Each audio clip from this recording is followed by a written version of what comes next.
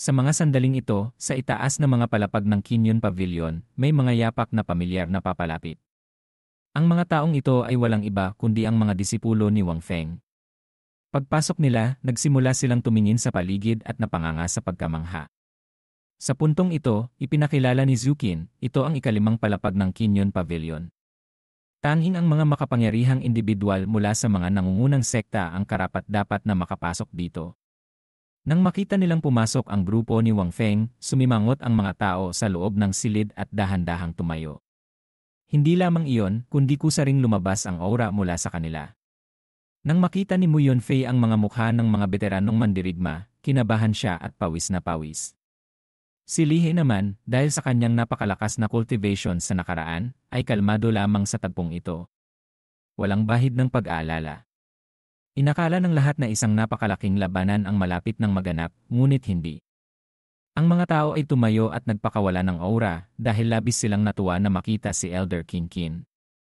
Masaya silang nagbigay galang, pagpupugay kay Elder King Qin. Nang makita ni Elder King Qin na binabati siya, masaya rin siyang bumati pabalik, pagpupugay sa mga kapwa ko practitioners.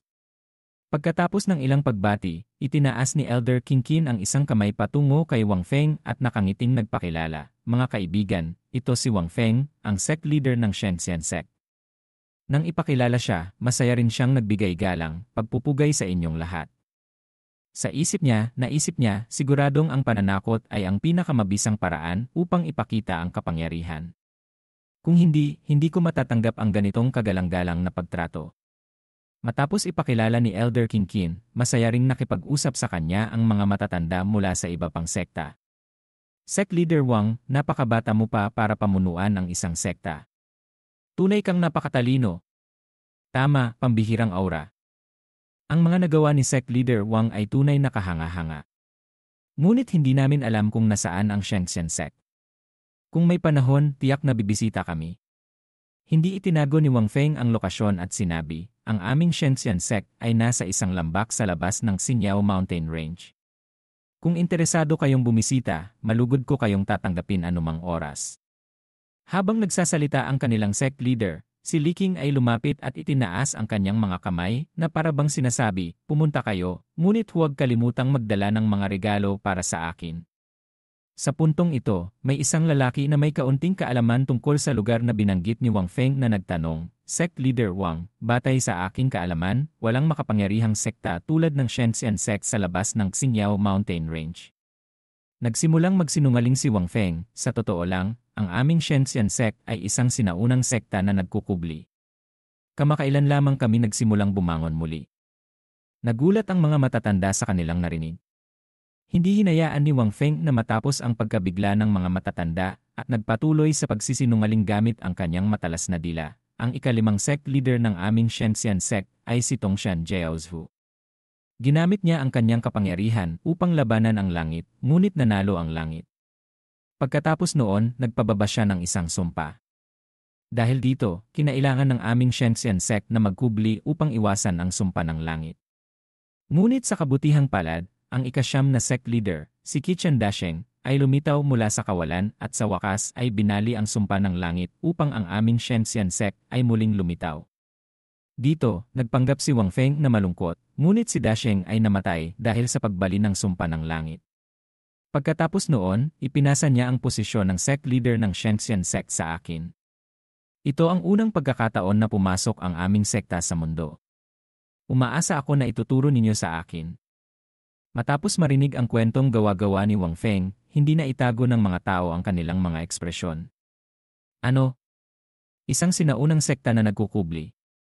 Sa puntong ito, nanatiling tahimik ang lahat. Walang nagsalita. Iniisip lamang nila kung totoo ang sinabi ni Wang Feng. Nang makita ang mga ekspresyong iyon, lihim na natawa si Wang Feng sa kanyang puso. Ayon ko kayo lolokohin. Sa ngayon, hindi alam kung naniniwala ang mga matatanda sa kwento o hindi, ngunit naniwala naman ang mga disipulo. Nagulat si Ling Fiu at Li Qing. Alam namin na ang Shenxian sect ay may mahabang pamana at isang sinaunang sekta na nagkukubli, ngunit hindi namin inaasahan na magkaroon ng isang nakakatakot na pamana. Masayang ngumiti si Damuhuan siya.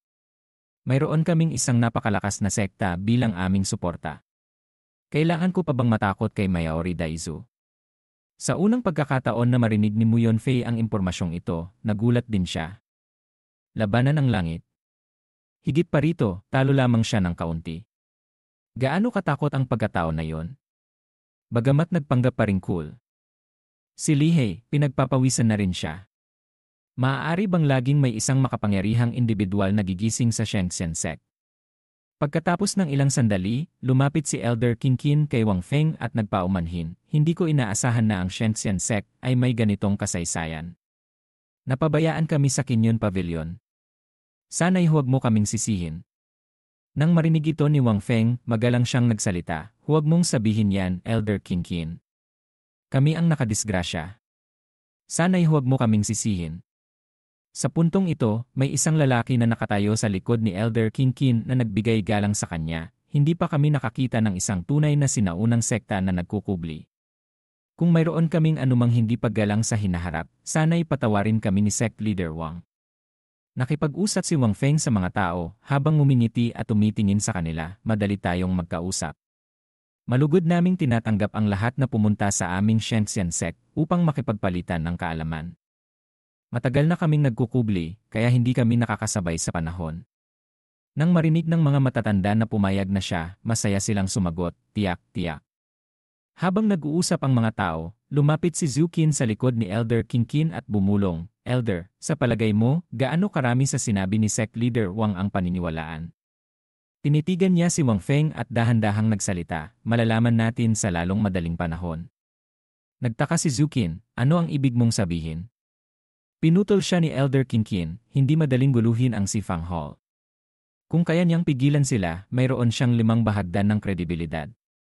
Kung hindi niya sila kayang pigilan, isa lamang siyang payaso. Pagkatapos marinig ang sinabi ni Elder Qingqin, umasa si Zhu Qin, gusto ko ring makita kung talagang nakakatakot ang Shenzhen sect tulad ng sinabi ni Wang Feng. Pagkatapos ng pag-uusap, lumipat ang tagpo sa isang silid. Isang lalaki ang galit na pumalo sa mesa at sumigaw, Shenzhen sect. Hindi ko pa naririnig. At labanan ang langit. Nakakatawa. Ang taong ito ay walang iba kundi ang guro ni Li Tianxin. Sinabi niya, tunay na ang mga kabataan ay walang alam sa mundo. Gusto kong makita kung paano haharangin ng sinaunang sekta na iyong sinasabi ang galit ng Sifang Hall. Pagkatapos niyang magsalita, tumayo siya at umalis. Bago siya umalis, sinabi niya kay Li Tianxin, pupuntahan ko ang batang pinuno ng Sifang Hall. Mag-isip-isip ka rito. Sumagot si Li Tianxin, opo, guro. Tumayo siya at tumingin sa pinto, sinusuri kung babalik pa ang kanyang guro upang magbigay ng karagdagang tagubilin. Pagkatapos ng ilang sandali, hindi na bumalik ang matandang babae.